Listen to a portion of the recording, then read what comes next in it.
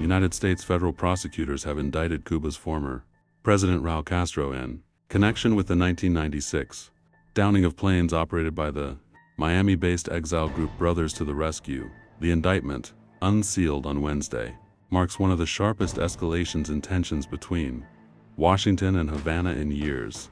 U.S. Department of Justice alleges that Castro, Cuba's defense minister at the time, played a leading role in the decision to have Cuban fighter jets shoot down two civilian aircraft on February 24, 1996.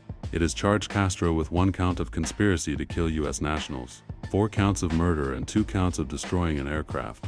5 co-defendants were also named in the indictment. 4 people were killed in the 1996 attack, which triggered international condemnation and deepened the strains between the U.S. and Cuba.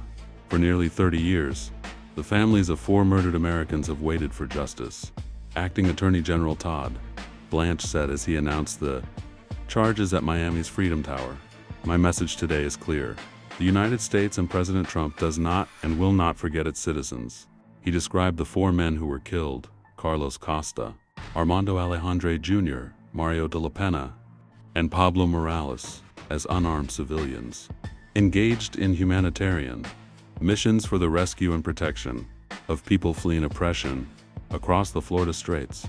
The rescue began operating in 1991 during a wave of Cuban migration to the United States, founded by Cuban exile José Basolto. The group aimed to help Cuban refugees crossing the Florida Straits by locating rafters at sea and alerting the U.S. Coast Guard. U.S. officials and international investigators said the planes were attacked over international waters, while Cuba maintained the aircraft had violated or approached Cuban airspace.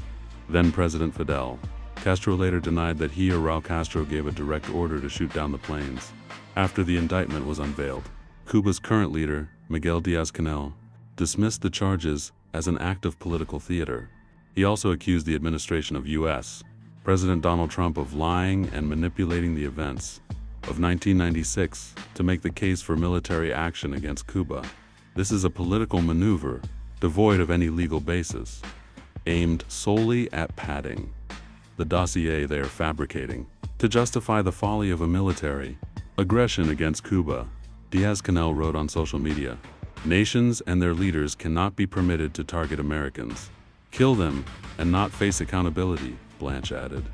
"If you kill Americans, we will pursue you, no matter who you are, no matter what title you hold, and in this case, no matter how much time has passed."